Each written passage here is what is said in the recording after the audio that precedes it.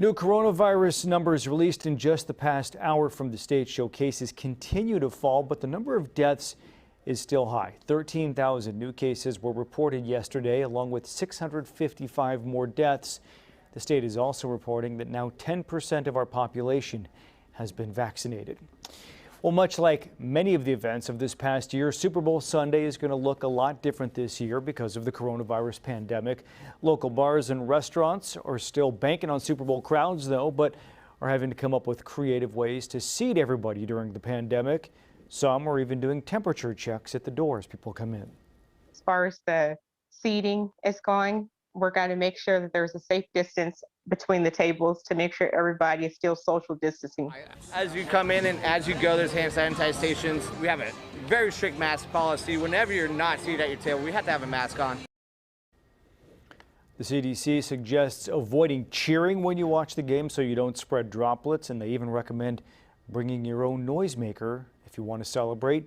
Health experts warn large Super Bowl gatherings with people outside your home, though, could lead to another surge in cases. More than 450,000 Americans have died from the coronavirus now, and the number of daily deaths has been climbing, but health officials believe it's going to turn around soon if Americans keep taking precautions and keep getting vaccinated. CBS 13's Deborah Alfarone is on Capitol Hill with more on that, plus the latest on President Biden's relief bill.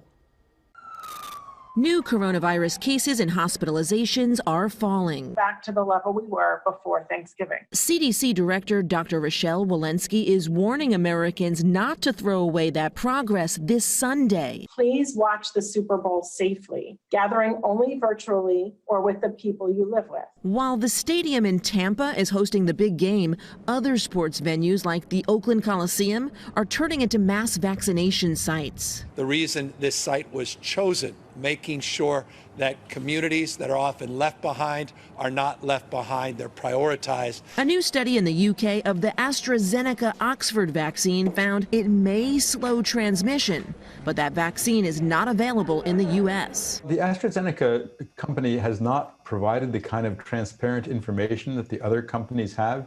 Here on Capitol Hill, Democrats in the House and Senate have taken a procedural step needed to pass a $1.9 trillion relief bill without any Republican votes. The concurrent resolution is adopted. President Biden is confident Republicans will back his plan. I think we'll get some Republicans. Though there's little evidence they will. If it goes forward without any changes from what was originally proposed, I would predict that not a single Republican will support the $1.9 trillion plan. The president says he's willing to narrow the group of Americans receiving a stimulus check, but doesn't want to lower the amount of $1,400. A group of 10 Republicans offered a more than $600 billion plan, but Democrats say it's not bold enough and doesn't go far enough.